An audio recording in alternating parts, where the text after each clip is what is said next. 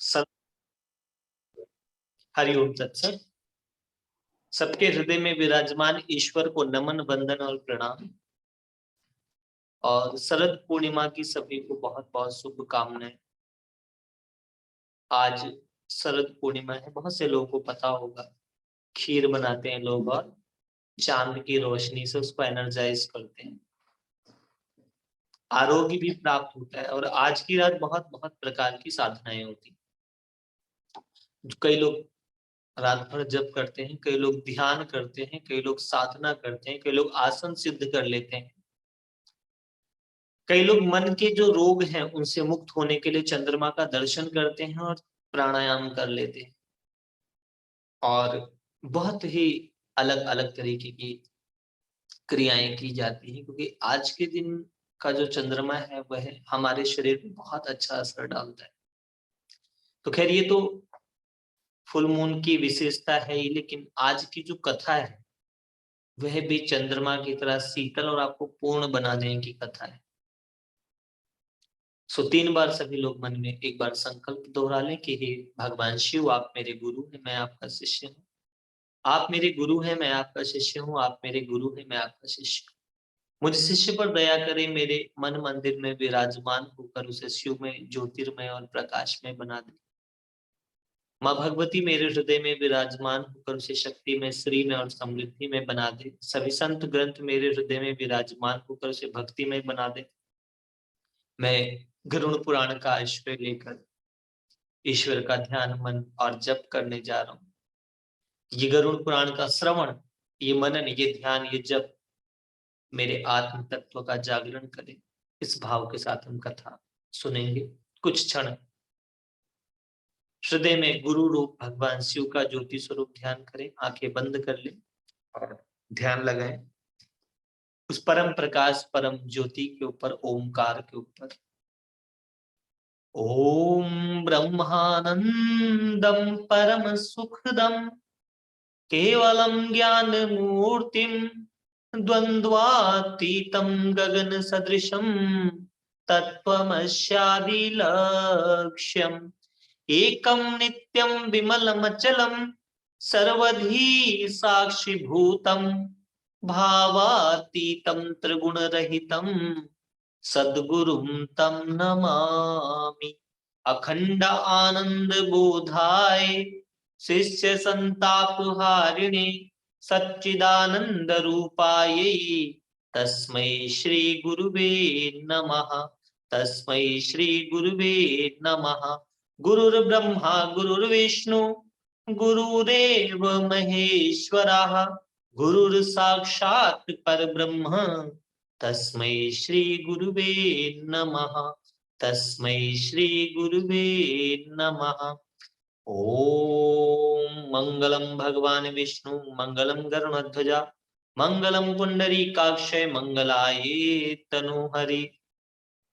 वंदे देव उमापतिं सुरगुरुं वंदे जगत कारणं वंदे पन्नग भूषणं मृगधरं वंदे पशूनां पतिं वंदे सूर्य शशांक वाहननयनं वंदे मुकुंद प्रियं वंदे भक्त जनाश्रयं च वरदं वंदे तं शिव शंकरम्। ओम नमोस्तनंताय सहस्त्रमूर्ते सहस्रपादाक्ष शिशिरोर्बाहवे सहस्रनाम्ने पुरुषाय शाश्वते सहस्रकोटि युगधारिणे नमः। हरि ओम तत्सत। हरि ओम तत्सत। हरि ओम तत्सत। कल जब हमने विधि की बात करी, वर्ण आश्रमों की बात करी, साधना की अलग अलग विधियां, पूजा की अलग अलग विधियों को हमने जाना। आज जो कथा है वह है दान और धर्म की। आज जो विधि बताई, दान की बताई। एक लाइन में कहा जाए तो अगर आपको धन चाहिए तो आपको दान करना चाहिए, और अगर आपको शांति चाहिए तो फिर आपको ध्यान करना चाहिए।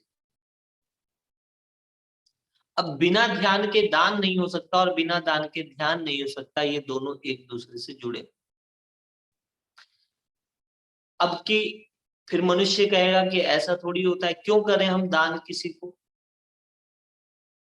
एक टर्म होती है, मैंने सुना कॉर्पोरेट में जो बच्चे काम करते हैं, जिसको बोलते हैं CSR, कॉर्पोरेट सोशल रेस्पॉन्सिबिलिटीज, अर्थात समाज के प्रति आपका दायित्व। तो दान देना कोई आप उपकार नहीं कर रहे, दान देना आपका दायित्व है, क्योंकि जिन लोगों को आप दान देते हैं वे समाज में ध्यान का, योग का, ज्ञान का प्रचार प्रसार करते हैं। आप दान देते हैं, वृक्ष लगाए जाते हैं, आपके दान से उस प्रकृति का वह दैविक माहौल बनाया जाता है जहां पर आप ध्यान कर सके। हालांकि आज कुछ कुछ परंपराओं में गड़बड़ भी आई है, जिससे हमारे बहुत से मंदिर हैं, आप वहां जाकर ध्यान नहीं कर सकते। क्यों ध्यान नहीं कर सकते? क्योंकि आप वहां मनमत से चल रहे हैं। वहां आपको कोई गुरु मत से नहीं बता रहा कि आप बैठ जाइए, आप प्राणायाम कीजिए, आप ध्यान कीजिए, आपको कोई नहीं बता रहा विषयों के बारे में। अगर वो आपको बताएं, वो आपको सिखाएं, वो आपको विद्याएं बताएं, आपको बताएं प्राणायाम से क्या मिलता है। आपको माइग्रेन है, अगर कोई सही आचार्य आपको 1 हफ्ते से लेकर के 3 हफ्ते तक सही प्राणायाम करा दे, आपका माइग्रेन हमेशा हमेशा के लिए चला। आपके बहुत सारे रोग और शोक दूर हो जाएंगे।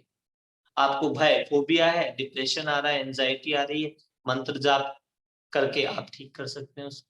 अब मंत्र जाप कैसे? क्योंकि मंत्र जाप वो साउंड है, वो ऊर्जा, वो तरंगे, वो वाइब्रेशन आपके भीतर क्रिएट कर देता है, जो बिल्कुल ठीक हो जाता है।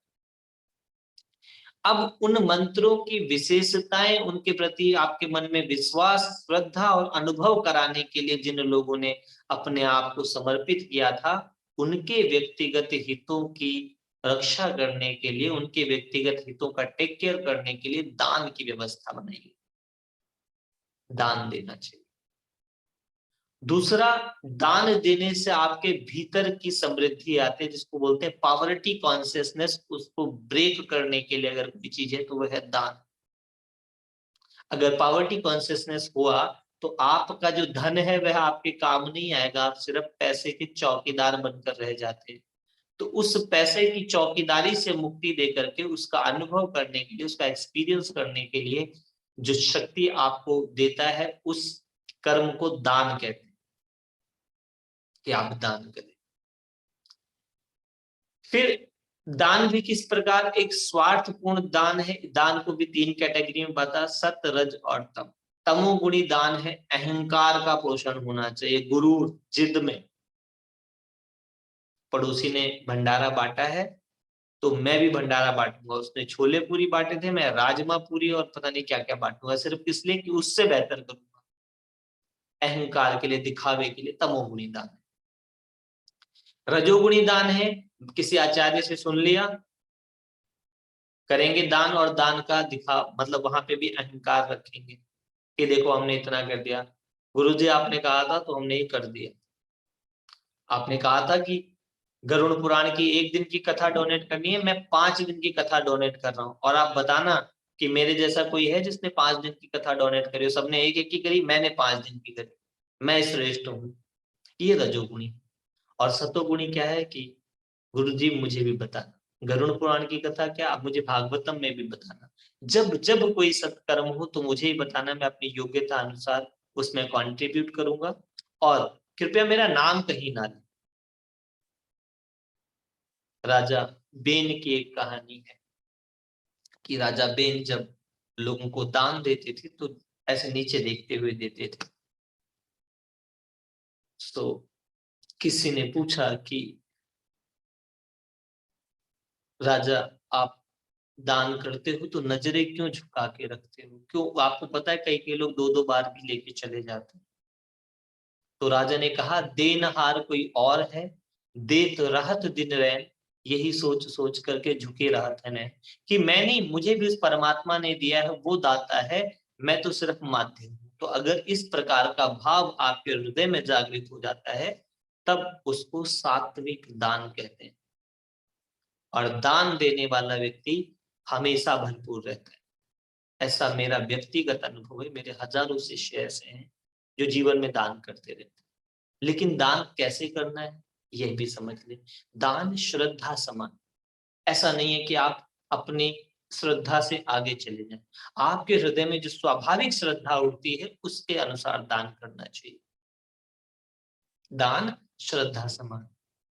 लेकिन अगर वो श्रद्धा ही ना उठे तो फिर ध्यान करना शुरू करें, ताकि आपका हृदय इतना विस्तृत हो सके, हृदय चक्र इतना खुल सके कि आप दान कर सके, देना सीखें।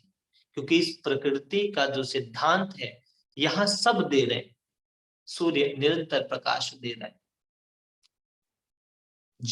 नदियां निरंतर जल दे रही है, पृथ्वी निरंतर अन्न दे रही है,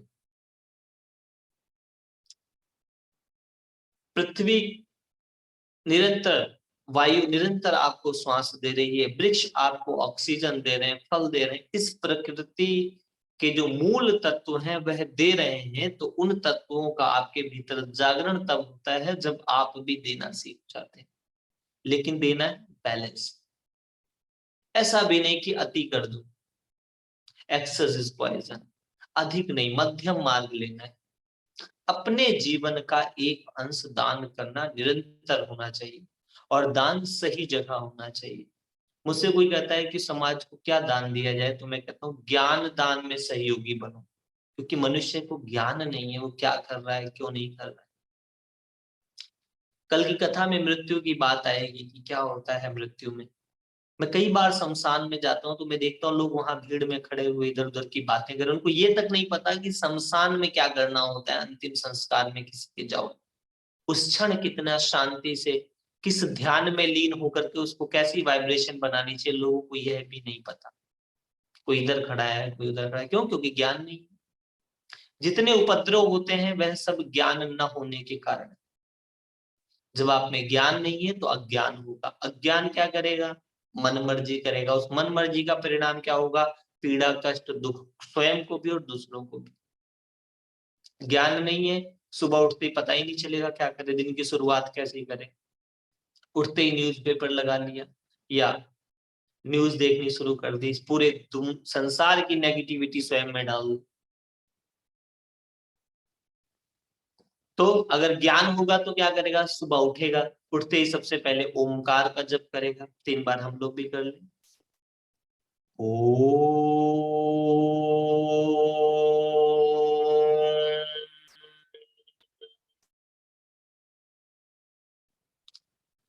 ओ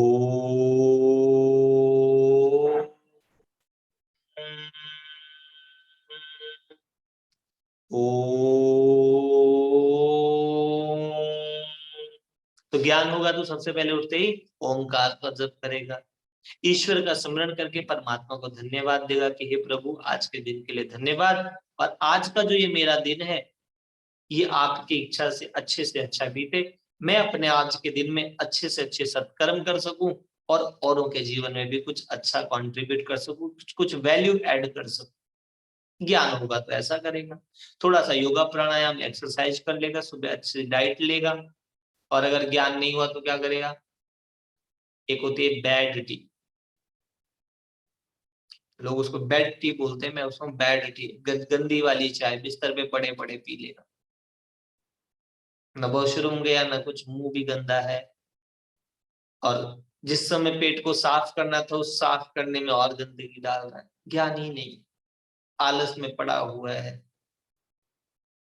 फिर उसके बाद जैसे तैसे उठेगा, उठने के बाद न्यूज लगा लेगा, और दिन का कोई सिस्टम ठीक नहीं चला पाएगा। फिर जीवन में हर जगह लेट लतीफ अव्यवस्थित अज्ञान। ज्ञान वाले कैसा है? सिस्टमेटिक, एकदम प्राकृतिक, नेचुरल। सुबह उठेगा, सुबह की ताजी हवा लेगा,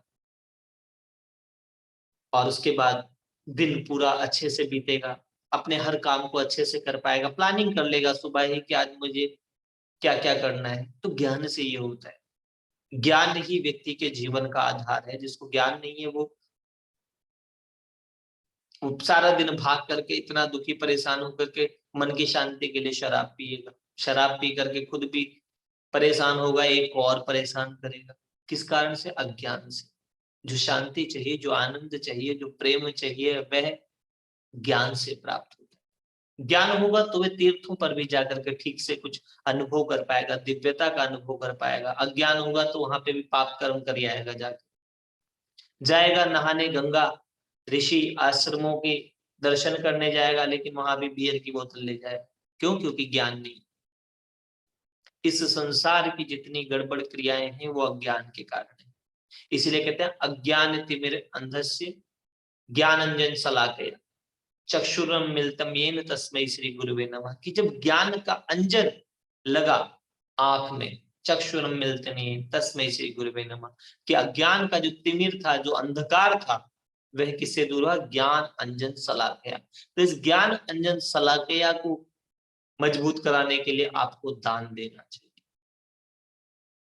और कहाँ दान देना चाहिए? अन्न क्षेत्र चलाना चाहिए।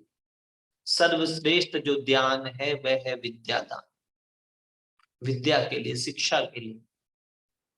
उसके बाद अन्नदान, अन्नकूट भंडारा चलाना चाहिए। उसके बाद जो है वो स्वास्थ्य के क्षेत्र में भी आप दान कर सकते हैं। अपने जीवन का निस्वार्थ भाव में किसी के लिए किया हुआ दान है। श्रेष्ठ दान गुरुओं के लिए माना जाता है, जो गुरु का काम है। गुरु का काम क्या है? स्कूल, पढ़ाई, स्वास्थ्य, योगा, ध्यान, ये सब गुरु का है। क्योंकि अगर गुरु के मार्ग का दान होगा तो व्यक्ति को समृद्ध बनाता है, श्रेष्ठ बनाता है। उसके बाद दान क्या है? दान पृथ्वी तत्व को आपके मजबूत करता है, मूल आधार को, आपका जो मूल है उसको मजबूत कर देता है। तो यदि आप दान निस्वार्थ भाव से करते हैं तो आपके जिस भी कार्य में आप हाथ डालते हैं वहां बरकत हो जाती है। फिर और दान कहाँ किया जा सकता है? और एक समय दान होता है, वह भी बहुत श्रेष्ठ दान है। सो जैसा हमने जो विधि बताई लोगों को, जितना मैंने आज बहुत सारे गुरुओं से सीखने के बाद जो दान को समझा, उसमें दसवंत का बहुत महत्व है। 10% अपनी कमाई का दान कर। कैसे दान करना? 2.5% दान करना है आपको अपने घर के बड़े बुजुर्गों के ऊपर खर्च करके। दान का अर्थ ये नहीं कि आप उन पे कोई उपकार कर रहे हैं, नहीं, आप अपना दायित्व, अपनी जिम्मेदारी निभा रहे हैं। आपका दायित्व है, आपकी रेस्पॉन्सिबिलिटी है। क्योंकि जो कुछ भी आपको मिला है सारा आपका नहीं है उसमें, और सारा आप खा भी नहीं सकते। तो 2.5% अपने घर के बड़े बुजुर्गों की खुशी के लिए उपहार के रूप में अलग अलग तरीके से उनके ऊपर खर्च करना है। और अपने ही क्या, जो बड़े बुजुर्ग आपके सानिध्य में है, कोई बुजुर्ग व्यक्ति है और मान लो उसके बच्चे विदेश रहते हैं और उसका जन्मदिन है, तो आप उसके जन्मदिन पर केक ले जाएं, थोड़ा सा ऑर्गेनाइज कर दें, छोटा सा कर दे, लेकिन उसको खुशी होगी। तो अर्थात बड़े बुजुर्गों पे 2.5% खर्च। 2.5% आपको पशु पक्षी, गौशाला, पक्षियों का दाना डालना, गौशाला में चारा डलवा देना, मछलियों को आटा डलवा देना, वृक्ष लगवा देना, 2.5% इन चीजों में आपको खर्च करना होता है। 2.5% आपके पुरोहित और आचार्यों का है, उनका अधिकार है, ताकि वह आपके सारे जो कर्म है उसको अच्छे से करें, आपके जीवन में ध्यान के लिए प्रयासरत रहें, आपके लिए भी ध्यान करें और आपको भी ध्यान से जोड़े रखें, सत्संग से जोड़े रखें, ज्ञान से जोड़े रखें, और उसको बिल्कुल सही रीति चला सके। वरना गुरुओं को भी बेचारों को व्यापार करना पड़ता है। आज हम चाहते हैं कि हमारा जो गुरु है वह बुद्ध की तरह कटोरा लेके आए हमारे द्वार पर मांगने के लिए, भिक्षाटन करे, लेकिन हमारा अहंकार भिक्षाटन करने वाले को कभी स्वीकार ही नहीं करता। इसीलिए कई लोग मुझसे कहते हैं कि जी ज्ञान तो पेड कर दिया। एक बार मुझे किसी ने फोन किया कि सर आपसे पर्सनल काउंसलिंग के तो आप पैसे लेते हैं।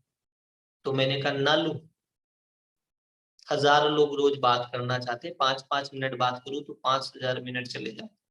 तो जो मेरी व्यक्तिगत आवश्यकताएं हैं, जरूरतें हैं, उनको किससे पूरा करूं? जॉब करूं उसके लिए?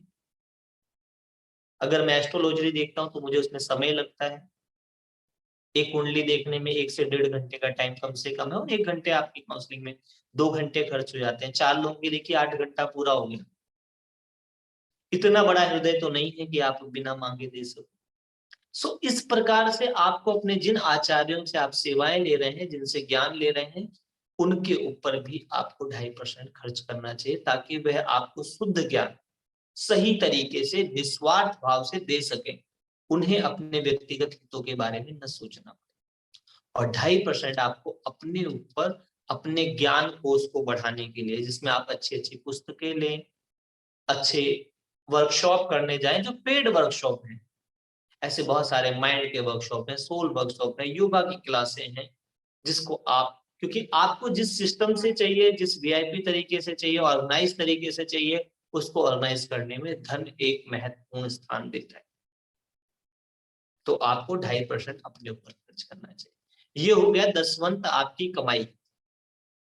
लेकिन कुदरत से आपने खाली कमाई ही नहीं ली है। यहाँ इस प्रकृति में आपको रोज डेली 24 घंटे भी दिए गए, दसवंत आपको उसका भी दान करना चाहिए। 2 घंटा 40 मिनट आपको अपने समय का भी दान देना है। अगर समय का दान नहीं दोगे तो वो दान भी अनबैलेंस करेगा, क्योंकि आपको समय भी तो चाहिए ना। टाइम और मनी दोनों चाहिए, समय और पैसा दोनों चाहिए। नहीं तो पता चले पैसा तो है लेकिन समय ही नहीं है। इस संसार में 2 प्रकार के लोग होते हैं। एक वो हैं जिनके पास, 3 प्रकार के लोग होते हैं। एक वो हैं जिनके पास न समय होता है न पैसा होता है, जो बेचारे सुबह से शाम तक काम करके इतना ही ला पाते हैं जिनमें उनका व्यक्तिगत खर्चा चल जाए। ऐसा व्यक्ति भी अगर अपनी कमाई में से एक अंश दान करने लगता है तो भरपूर हो जाता है। एक बार मुझे ड्राइवर, कैब ड्राइवर मिला, मुझे लेके जा रहा था घर पर। बहुत दुखी था, बोला गुरुजी बहुत परेशान हूं, बिल्कुल पूर्ति नहीं है। तो मैंने, अप्रैल मई का महीना था, मैंने कहा थोड़ा दान किया करो। बोला गुरुजी हमारे तो खाने भर का भी जी, कैसे दान करूं। मैंने देखा उसके मुंह में गुटखा था। मैंने, गुटखा खाते हो क्या? हाँ। मैंने, कितने खा लेते हो? बोला 30-35 का खा लेते हो। मैंने कहा एक काम करो, इसका चौथाई, लगभग 10 रुपए हो गए, 10 रुपए के 5 2-2 रुपए वाले बिस्किट के पैकेट ले लेना, और पानी की बोतल घर से 2-3 भर के रख लो। कोई रिक्शे वाला है, कोई मजदूर आपको जब दिखे रोड पे रिक्शा खींच रहा है धूप में, अपनी गाड़ी साइड में लगा के उसको एक बोतल पानी में बिस्किट का पैकेट दे दे। और मैंने उसको कार्ड दे दिया। मैंने कहा आप मुझे 15 दिन बाद, महीने बाद बताना अनुभव क्या रहा। कह रहा ठीक है। मैंने 15 दिन में चीजें सुधर जाएंगी। और 5 मिनट परमात्मा का नाम जप लेगा, सिर्फ 5 मिनट। कहते ना, एक घड़ी आधी में भी याद, तुलसी संगत साधु की कटे कोटा अपराध। तो साधु की संगत, साधु की संगत में होगा क्या? परमात्मा का नाम ही जप होगा। तो 5 मिनट हम लोग भी नाम जप लेते हैं, फिर मैं बताता हूँ क्या होगा। हम 5 भी नहीं, हम 1-2 मिनट ही जप करेंगे, क्योंकि 7 ही दिन में मुझे आपको कथा सुनानी है। और गरुड़ पुराण या कोई भी एक पुराण है, वो 6 महीने 8 महीने चलता है।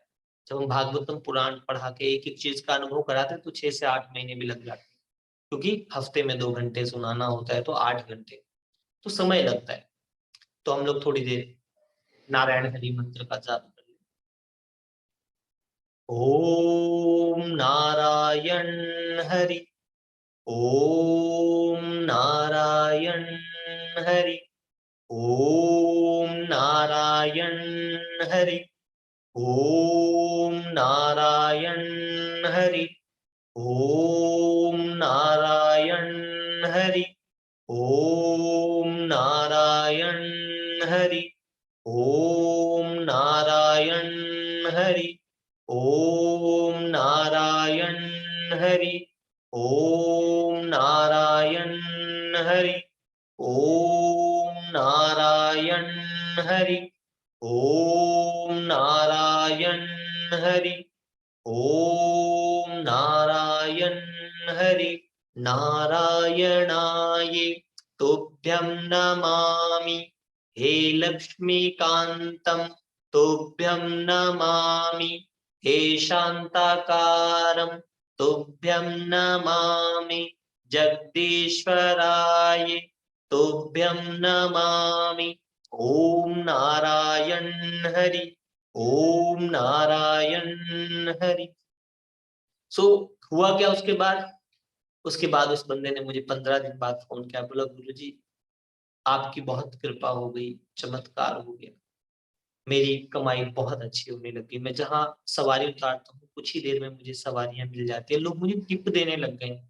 और एक ऐसा लगता है लोगों के साथ मेरा संबंध सुधर गया। तो मैंने कहा पहली बात तो भैया इसमें कृपा नहीं है, इसमें कर और पा है। कर और पा, कृपा होता है ना, कर और पाप, और जो ई है इसमें, ये ईश्वर का इंसाफ है। तो इस सृष्टि में देगा ना, ये कई गुना करके दे देगा। ये धरती माता हमें करोड़ों क्विंटल अनाज दे सकती है, लेकिन कुछ इसमें बोना पड़े, इसमें देना पड़े। जिस दिन आप देना सीख जाते हो, उस दिन आपके जीवन में भरपूर आने लगता है।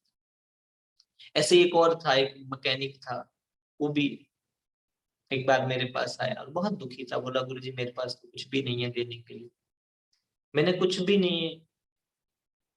कह रहा हाँ कुछ भी नहीं है, बहुत दुखी हूँ। मैंने, बीड़ी पीते हो क्या? हाँ। मैंने, कितना पी लेते हो? बोला, ये एक बंडल का। तो मैंने कहा आधा बंडल पीने लग जाओ, इस आधे बंडल के पैसे से थोड़े से बिस्किट ले लेना, स्ट्रीट डॉग को फीड करा देना, या थोड़ा सा मूंगफली का दाना ले लेना, कौवों को डाल देना, पक्षियों को डाल देना, और 5 मिनट परमात्मा का नाम, राम नाम का जप कर लेना। श्री राम जय राम जय जय राम। मैंने कहा 5 मिनट जाप कर लेना, और उसके बाद आपको पता चल जाएगा। 15 से 20 दिन में उस व्यक्ति के जीवन में जो उसकी जरूरतें थी उससे अधिक आने लगी। तो ये जो दान का महत्व है, पुराण ने कहा दान करो, दान की शिक्षा दी आपको, और ये जो शिक्षा जिन लोगों ने फॉलो किया उनके जीवन में भरपूर हुआ। तो जो लोग भी धर्म में दान को, दान देना भी आपका धर्म, धर्म अर्थात धारणा, आपकी धारणाओं में दान देना भी है। अब एक दान तो ये हो गया, और इसके आगे भी दान, अपने अज्ञान, अपनी पीड़ा, अपने कष्ट परमात्मा को दे देना, यह भी आत्मा का सर्वोच्च दान है, जो बदल कर आ जाता है। जैसे भला लाभ हो जाता है जिस दिन वो अनंत ईश्वर जो है, जब आप उसे अपनी पीड़ा, अपना कष्ट देते हैं, तो वह पलट कर देता है उसको। जैसे आप गोबर की खाद डालते हैं, तो उससे फल और वृक्षों से फूल और फल पैदा हो जाते हैं। तो एक दान आपको परमात्मा को भी करना है, अपने कष्ट, अपनी पीड़ाएं, अपने अज्ञान, अपने मोह, अपने लोभ का दान। अगर अपने अज्ञान का दान ईश्वर के आगे कर दोगे तो क्या होगा? ज्ञान प्राप्त हो जाए। अपने मोह को ईश्वर को अर्पित करोगे तो निर्मोह हो जाएगा। अगर आपने अपना अहंकार ईश्वर को अर्पित कर दिया तो निरअहकार हो जाएगा। और अगर आपने अपना लोभ ईश्वर के आगे रख दिया तो संतोष प्राप्त हो जाएगा। अपने आप को ईश्वर के आगे रख दिया तो भक्ति प्राप्त हो जाएगी। हरि में जैसो तैसो तेरा, ऐसा समर्पण करने से, ये दान की अलग अलग विधि है। हर व्यक्ति को अपने धर्म के अनुसार सत्संग, ध्यान, धारणा और समाधि से जुड़े रहना चाहिए। फिर इसमें तर्पण और श्राद्ध का भी बताया। तर्पण पितरों का होता है, जिसमें मंत्रों के द्वारा पितरों को जल अर्पित किया जाता है। श्राद्ध अपनी श्रद्धा को अपने एंसेस्टर, अपने पितरों के प्रति करना, व्यक्त करना, अलग अलग भावों से लंगर लगाकर, भंडारा लगा के, जिन लोगों के पास वस्त्र नहीं है उनको वस्त्र दे करके, अलग अलग प्रकार से आप कंट्रीब्यूट करके सोसाइटी में आप अपने पितरों को भी तृप्त कर सकते हैं। आज मैं आपको एक ऐसी विधि बताऊंगा जिस विधि को करने का, गरुड़ पुराण की ही ये विधि है, जिस विधि को करने से आपके सर्व कर्म पूरे हो जाते हैं। इसको बोलते हैं ईश्वरमयी हो जाना। अपने आप को पूरा ईश्वर में लीन कर देना और ईश्वर ही बचे। ऐसा ध्यान, ऐसा चिंतन, ऐसा सत्संग आपके समस्त दान, धर्म, कर्म पूर्ण कर देता है। क्योंकि लोभ भीतर से है, भीतर का लोभ अगर है तो कितना ही आपको कोई समझाए वह उसके विपरीत ही सुनेगा। एक बार किसी ने कहा कि क्यों करें हम दान, हमें तो कोई नहीं करता दान, हम क्यों कर दें? मैंने कहा अच्छा। मैंने कहा आप रेडियो सुनते हैं? किसी ने गाया है, उसकी आवाज है, आप तो नहीं है, सुनकर तो आप भी आनंद ले रहे। और भी बहुत सारे, किसी वृक्ष की हवा भी आप ले रहे हैं जो वृक्ष किसी और ने लगाया है, उसका फल आप खा रहे हैं। वो अनाज जो आप खा रहे हैं किसी और ने मेहनत करके उगाया है। तो नहीं नहीं, हम भी तो काम करते, आप भी काम करते हैं, लेकिन फिर भी हमारे जीवन में बहुत सारा जो है वो किसी और के द्वारा। तो वो जो दूसरों के द्वारा दिया हुआ है उसको लौटा देना दान है, और अपने जीवन में और बेस्ट आने की जो तैयारी है वह दान है। लेकिन ऐसे दान के लिए जो हृदय चक्र कब खुलता है, जब आप ध्यान करते हैं, जब आप जप करते हैं। सोचकर तो देखो कैसा हरिश्चंद्र होगा जिसने अपना सर्वस्व दान कर दिया, आज दिन तक उनका नाम है। और वो दान करने के बाद भी वापस मिल गया उनको, ऐसा नहीं था कि राज्य दान करने का उन्हें नहीं मिला, एक परीक्षा, एक व्यवस्था के तहत वो मल्टीप्लाई होकर मिल जाता है। जैसे किसान जब जमीन में डाल देता है अपने बीजों को, तो एक बार को तो वो बीज गल जाते हैं, लेकिन उनमें से पुनः पौधे होके कई गुना मिलता है। तो ऐसा दान की विधियां हमारे सभी शास्त्रों में, सभी पुराणों में बताई। गरुड़ पुराण इसके लिए विशेष कहता है कि आपकी आगे की यात्राओं में आपके दान धर्म आपके काम आते हैं। आपने अगर वृक्ष रोपण किए हैं तो आपकी आगे की यात्राओं में आपको शीतलता का अनुभव होता है। आपने भोजन दान किया है तो आपकी, जब इस शरीर को छोड़ करके आप अशरीरी होके प्रकाश का शरीर लेके जाते हैं, जहां तन नहीं लेकिन मन की सूक्ष्म तरंगे हैं, वहां आपको भोजन की तृप्ति होती है। क्योंकि ऐसा नहीं है कि आप अनुभव खाली शरीर के द्वारा ही कर रहे हो, आप अपने मन शरीर के द्वारा भी अनुभव करते हो। इसका आप सबको अनुभव होगा थोड़ा बहुत स्वप्न के द्वारा। स्वप्न में भी तो आपने अनुभव किया है दुख सुख पीड़ा कष्ट का। राजा जनक की कथा आती है जिसमें कि जब राजा जनक ने एक स्वप्न देखा कि स्वप्न के अंदर वह सो रहे हैं, सोने में सपने में ही उन्होंने देखा कि पड़ोसी राज्य ने उन पर चढ़ाई कर दी, और चढ़ाई में उनकी बहुत बुरी तरीके से हार हो गई। वह घर छोड़ करके उन्हें जाना पड़ा। दूसरे राज्य में भटकते भटकते 3 दिन के भूखे थे, और कहीं पर भंडारा लगा हुआ था। मन में बड़ी इच्छा जागी कि थोड़ा सा हम भी खा लें, भंडारा पा लें, प्रसाद पा लें। लग गई लाइन में, उनका नंबर आया तो कहा जी खत्म हो गया। बोले बहुत भूखे हैं, कुछ तो दे दो प्लीज, कृपया करके थोड़ा सा दे दो। भंडारा बांटने वाले ने कहा जी महाराज सब खत्म हो गए, काम करते हैं, जो नीचे लग जाता है मतलब पतीले के नीचे जो चिपक जाता है, खुरन जिसको बोलते हैं, जिसको नीचे की खुरचन बोलते हैं, उसने खुरच करके हाथ पे रख दिया। जैसे ही आगे ले गए, अभी खाया भी नहीं था, ऊपर से एक चील आई, झपट्टा मारा, वो खुरचन भी ले गई खिचड़ी की, और खिचड़ी के साथ हाथ का भी मांस नोच कर ले गई। जनक बहुत जोर से चिल्लाए, उठे तो देखा सारे सैनिक वैनिक सब आ गए नौकर जाकर, क्या हुआ क्या हुआ। बोले मुझे समझ नहीं आ रहा।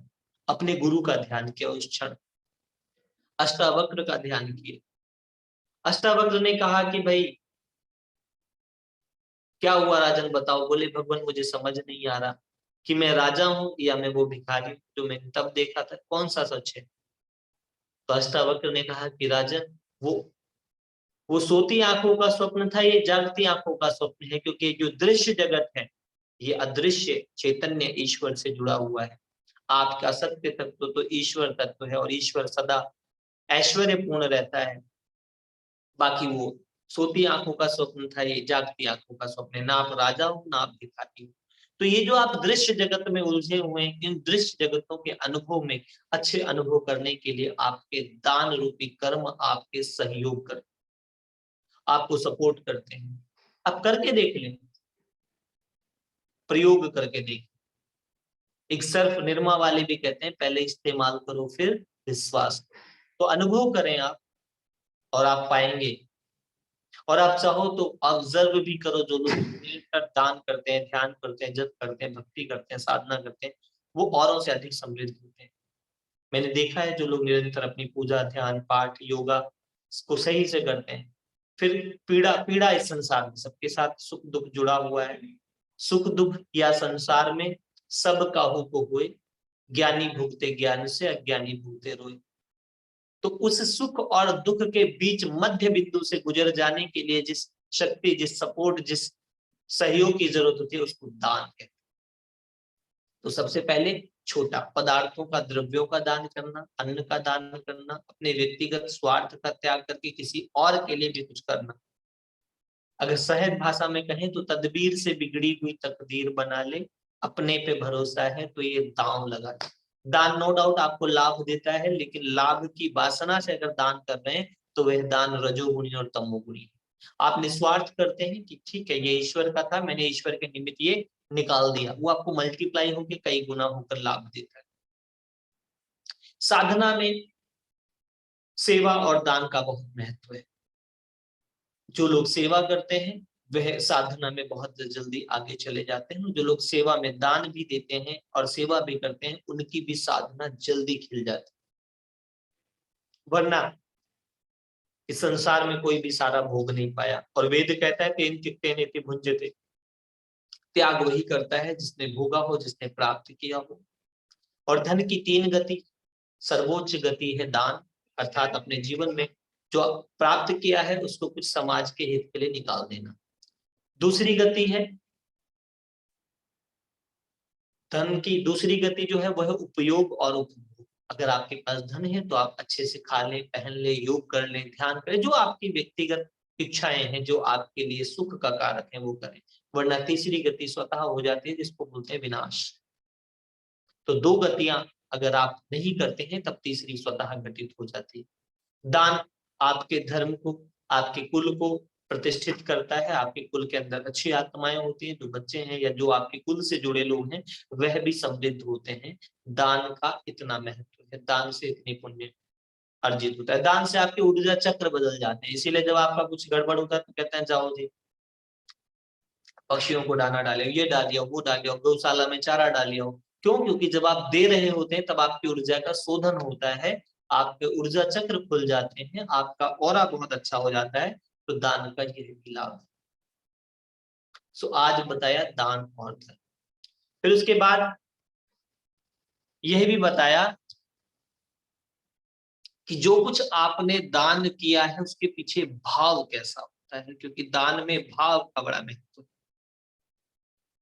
मैं अपने व्यक्तिगत अनुभव से बता रहा हूँ, कई बार जब गौशाला में चारा डालने और लोगों को भी, साधकों को अपने साथ ले जाते थे, तो मैं कहता था एक क्षण इस चारे को देखो, क्या ये चारा हमारा है? तो कहते नहीं हमारा तो नहीं, इसको हमने पैदा किया नहीं, काटा हमने नहीं, यहाँ लाने वाले हमें नहीं, गाय हमारी है नहीं, तो फिर हमारा मन क्यों इस बात में कर्ता का अहंकार ले रहा है? उसी परमात्मा की गाय है, उसी का चारा है और उसी का यह शरीर है जिसके माध्यम से ये पढ़ रहा है। तो उस पूर्ण रूप से ईश्वर को अर्पित कर देने को, अपने आप को कर्ता न मानना दान की सर्वोच्च स्थिति है। अपने गुरुओं का, अपने आचार्यों का अधिकार देना, अपने सेवकों का अधिकार देना। आप अपने दिखावे के लिए बहुत से लोगों को जाने क्या क्या देते हैं, लेकिन जो आपकी निरंतर सेवा कर रहा है उसके प्रति अगर आप दयाशील, करुणाशील नहीं है तो फिर अच्छा आपका कोई दान सार्थक नहीं। आप जिनको सलूट करते हैं उनको आप काजू कतली दे रहे हैं, जो आपको सलूट कर रहे हैं आप उनको पतीसा दे रहे हैं, नहीं, यह नहीं। आप उनके अपने से नीचे वाले के प्रति भी अच्छा भाव रखें, यह भी दान की एक विद्या है। तो दान और धर्म का बताया। और कर्ता का भान न होना, यह भी बहुत अच्छी बात। और अगर भीतर आ रहा है ऐसा, अच्छा एक ईमानदारी इसमें और चीज समझने की है कि कई बार भीतर से देने का अहंकार आता है।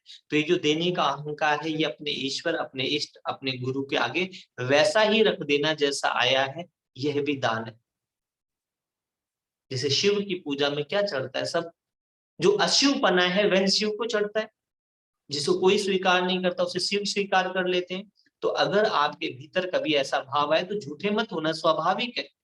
प्रकृति के कारण कई बार आ जाता है, संस्कारों के कारण आ जाता है, दिखावे के कारण आ जाता है, माहौल के कारण आ जाता है, लेकिन अगर वो आ जाए तो वह भी अपने नारायण, अपने हरि, अपने परमात्मा, अपने ओंकार को दे देना कि हे प्रभु है तो तेरा, लेकिन मन में मेरे ऐसे भाव उठ रहे हैं।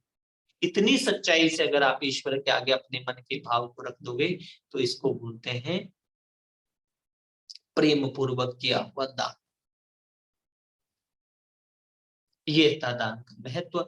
मृत्यु के बाद की यात्राओं में गरुड़ पुराण कहता है कि आपका दिया हुआ दान आपके आगे के जन्मों की स्थिति को भी ठीक करता है।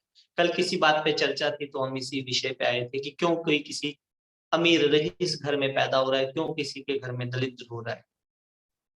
एक बहुत सुंदर भजन भी है, एक दामन में फूल भरे हैं, एक दामन में कांटे, तेरे बस में कुछ भी नहीं, ये तो बांटने वाला बांटे। क्यों? कोई कारण होगा। वो कारण है आपके कर्म, वो कारण है आपका समर्पण, वह कारण है आपकी भक्ति, वह कारण है आपकी इच्छा शक्ति, संकल्प शक्ति। तो दान करने से आपकी संकल्प शक्ति बढ़ती, दान करने से आपके आसन की सिद्धि और शुद्धि बढ़ती है, दान करने से आपके प्राणायाम की गहराई बढ़ जाती है, उसकी आवृत्ति बढ़ जाती है। इसीलिए हमारे कुछ साधक अभी एकादशी गए थे, तो उन्होंने बहुत सारे साधुओं का भंडारा कराया। अचानक ही स्वाभाविक ही ऐसी बात नहीं की, एकादशी व्रत रखा हुआ था और ऐसी व्यवस्था बन गई कि भंडारा करा दे। तुरंत सबने कहा हाँ जी करा दो। बहुत सारे साधुओं ने खाया। उसके बाद जो तर्पण करने के बाद उन्होंने जो प्राणायाम किया, जिस प्राणायाम में 4-4 2-2 घंटे लगने चाहिए थे, 10-10 मिनट में उस प्राणायाम की उस उच्च स्थिति को उन्होंने अनुभव किया। तो कैसे हुआ? क्योंकि दान किया। अच्छा, दान में कोई अपेक्षा नहीं रखी, ये नहीं कि हमें इसका कुछ पुण्य मिले पाप मिले, ठीक है बस साधुओं का भंडारा कराने करा देंगे। तो जब आप ऐसे निस्वार्थ भाव, सहज भाव से दान करने लगते हैं, तब आपके जीवन में घटित हो जाता है ध्यान। और या फिर ध्यान करना शुरू करें तो दान करने का स्वभाव भी आपको स्वतः प्राप्त हो जाएगा, क्योंकि देने के लिए हृदय बड़ा चाहिए, और हृदय बड़ा होता है ध्यान से, जप से, साधना से, तप से। आप साधना तप करें और वह भी ईश्वर को अर्पित कर दें कि ये परमात्मा, ये जो मैंने ध्यान किया है ना आधा घंटे का, ये ध्यान भी आपको अर्पित, तेरा तुझको अर्पण। अगर इस भाव से आप अपने ध्यान, अपने जप, अपने तप को भी ईश्वर को अर्पित करते हैं, तो वह भी अनंत गुना फलदारी हो जाता है। तो आज जो बताया, उच्च से उच्च विधि है अपने आप को विष्णु मान लेना, अपने भीतर के विष्णु तत्व को जागृत कर लेना। सर्वोच्च से सर्वोच्च विधि है अपने भीतर के शिव तत्व को जागृत कर देना। ईश्वर ही रह जाए तुम ना बचो। इन विधियों से जो ध्यान किया जाता है, वह सर्वोच्च ध्यान कहलाता है, वह सर्वोच्च ज्ञान कहलाता है, वह सर्वोच्च स्थिति। अपने ब्रह्म स्वरूप का, ईश्वर स्वरूप का चिंतन करना, इसमें सारे दान दया धर्म सब पूर्ण हो जाते हैं। क्योंकि जब आप अपने ईश्वर स्वरूप का चिंतन और ध्यान करते हैं, तो आपके चरित्र से वह घटनाएं, वह क्रियाएं होने लगती हैं जो एक योगी के, भक्त के, ईश्वर प्रेमी के जीवन से होते हैं। आप किसी को फिर पीड़ा नहीं देते, और आप अच्छे और बुरे दोनों के करने का जो अहंकार है उससे मुक्त हो जाता है, और निरअहंकार होकर के इस प्रकृति में विचरण करना, इस प्रकृति को प्रेम और करुणा का दान देना सर्वोच्च दान है। इतना करुणाशील हो जाना।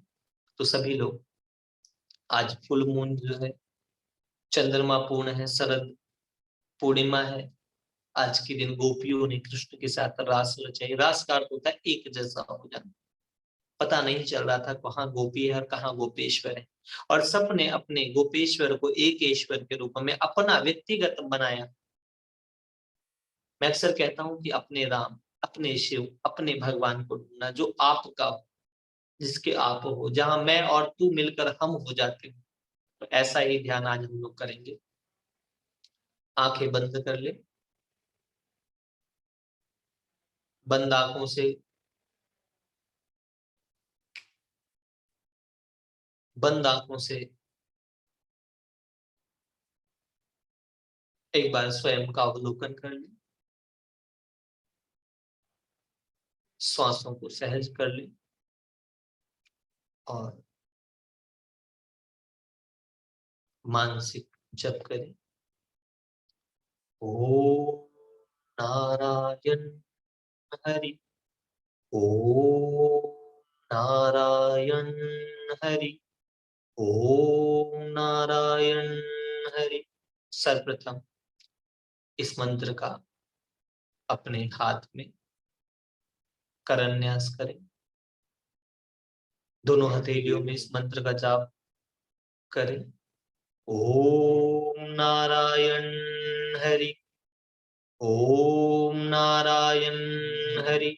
अनामिका मंत्र, अनामिका उंगली में, अनामिका और अंगुष्ठ पे ध्यान करें। सबसे पहले अंगूठे पे ओम नारायण हरि, अब अंगुली पे, कनिष्ठ का इंडेक्स फिंगर पे ओम नारायण हरि।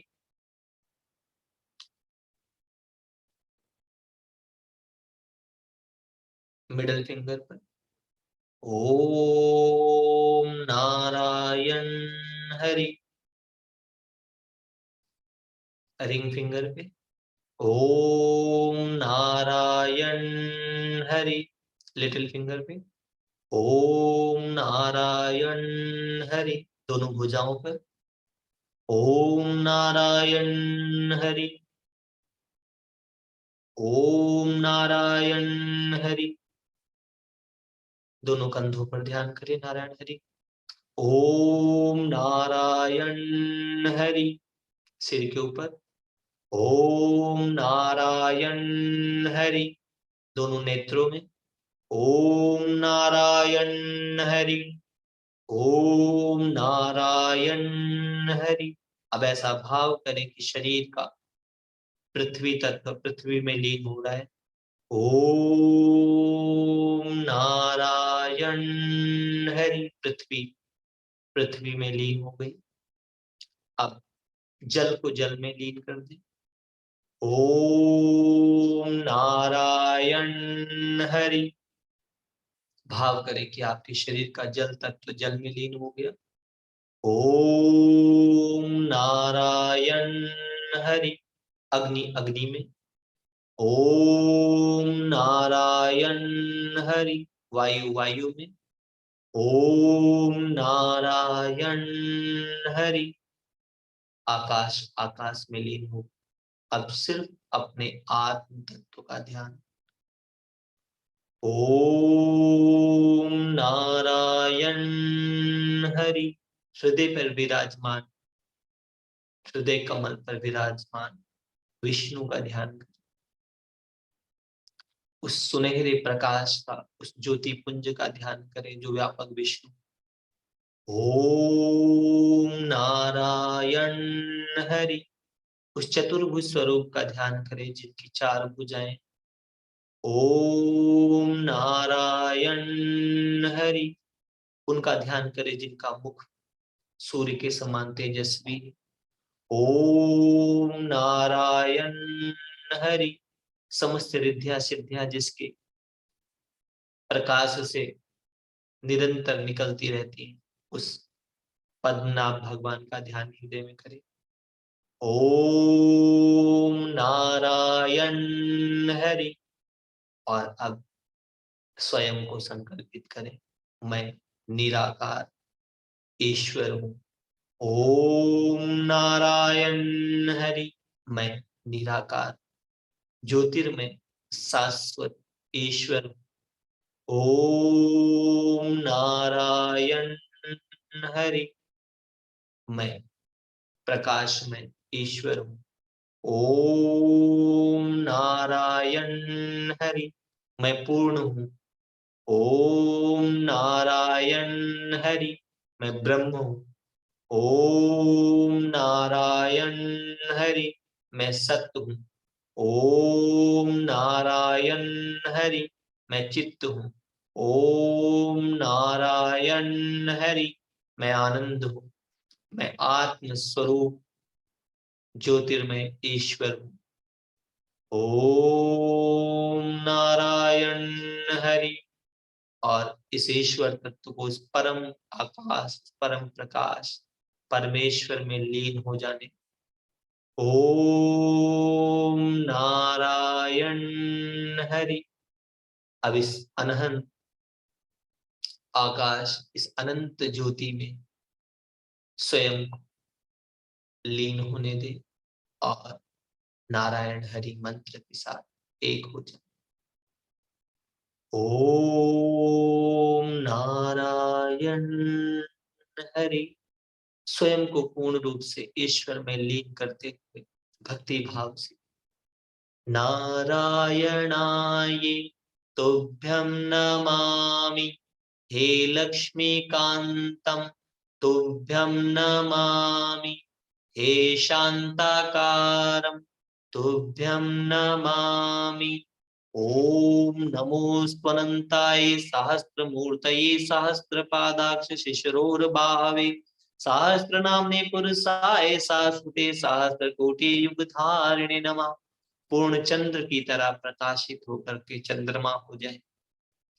तेजोमय सूर्य की तरह प्रकाशित होकर सूर्य हो जाए, अखंड आकाश की तरह व्यापक होकर आकाश हो जाए, निरंतर गतिशील जल की तरह समुद्र हो जाए और धैर्य रूपी पृथ्वी की तरह अडोल अचल एकाग्र ध्यान मग्न हो जाए। सो हम सो हम सो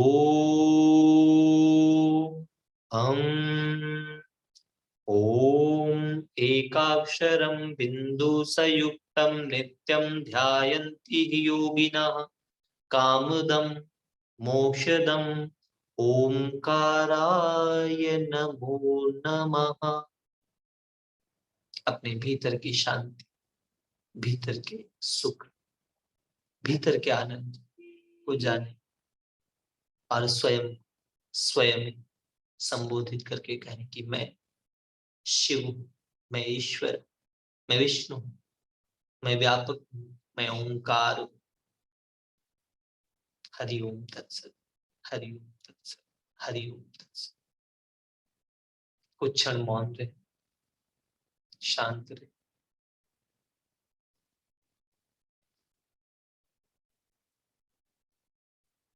धीरे धीरे आंखें खोलें, दोनों हाथों को इस प्रकार से रब करें, चेहरे पे रखें, मुस्कुराते हुए आंखें खोलें।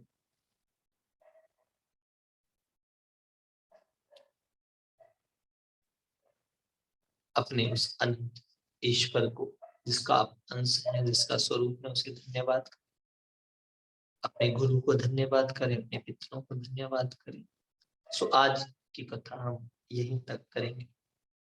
कल हम लोग मृत्यु का मार्ग, कितनी प्रकार की मृत्यु होती है, गरुड़ पुराण में मृत्यु की गति का भी अनुभव किया है। क्योंकि सबसे पहले जीवन के बाद दूसरा, जो जीवन का जो दूसरा सिरा है, जो दूसरा धागा है, उसे मृत्यु कहते हैं। और जिसने जीवन और मृत्यु के धागे को एक मिला दिया, एक कर दिया, वह व्यक्ति सिद्ध हो गया, शुद्ध हो गया, बुद्ध हो गया, आत्मस्वरूप हो गया। तो उसकी ही सिमरन है, माला बना लिया जिसने इस जीवन को ईश्वर के सिमरन से। बहुत बहुत धन्यवाद कि आप लोगों ने इस फुल मून, इस चंद्रमा के साथ जुड़कर ध्यान किया, पूर्ण होकर के पूर्णता का अनुभव किया होगा। हरिओम तत्सत। किसी का कोई प्रश्न है बता सकते हैं, कोई अनुभव किसी को शेयर करना है कर सकते हैं।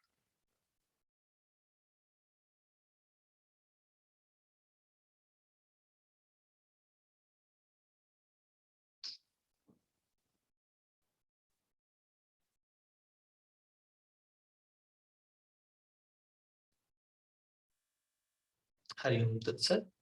फिर आज के लिए इतना ही। कल फिर हम लोग, कल की कथा से 5 से 6 ही रहेगी। आज शरद पूर्णिमा थी तो इसलिए हमने इस समय को रखा, ताकि आप इस समय में चंद्रमा के साथ जुड़कर ध्यान कर सकें। हरिओम तत्सत।